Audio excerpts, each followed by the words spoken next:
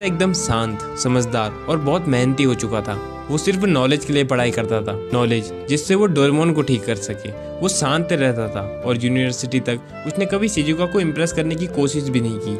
उसका तो बस एक मकसद था, अपने दोस्त डोरेमोन को वापस से ठीक कर देना।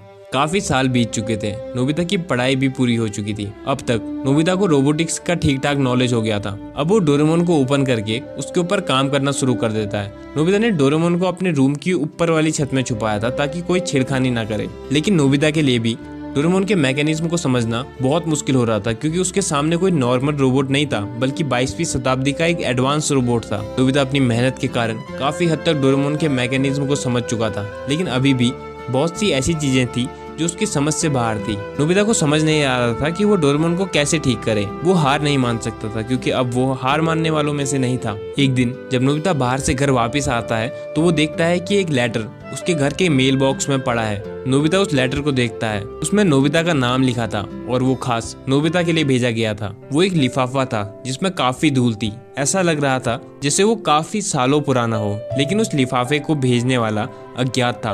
उसका कोई अता पता नहीं था। उस लिफाफे के किनारे पे सिग्नेचर के रूप में सिर्फ एक शब्द लिखा था, डी।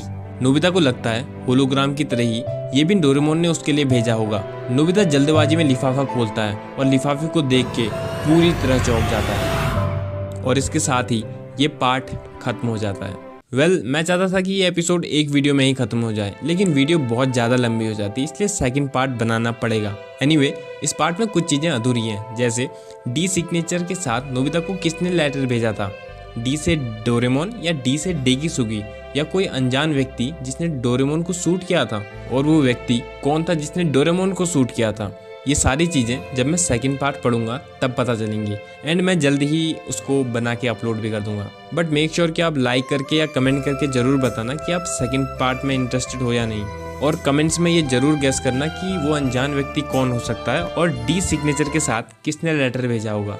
जिसका भी कमेंट स्टोरी से मैच करेगा, हम Q&A वाली वीडियो में उस चैनल को स्पेशली विजिट करेंगे और कुछ स्पेशल करेंगे। एनीवे, नोबिता की स्टोरी हमें पर्पस को लेकर काफ़ी कुछ सिखाती है। अगर हम अपने पर्पस को लेकर डेडिकेटेड रहें तो हमें वो सब चीज़ें मिल सकती हैं जो हम चाहते हैं। और जैसा मैंने पहले भी कहा है, पर्पस मिल जाए तो अच्छा, और अगर नहीं खोज पा रहे हो, be the best version of your self. जल्द मिलते हैं।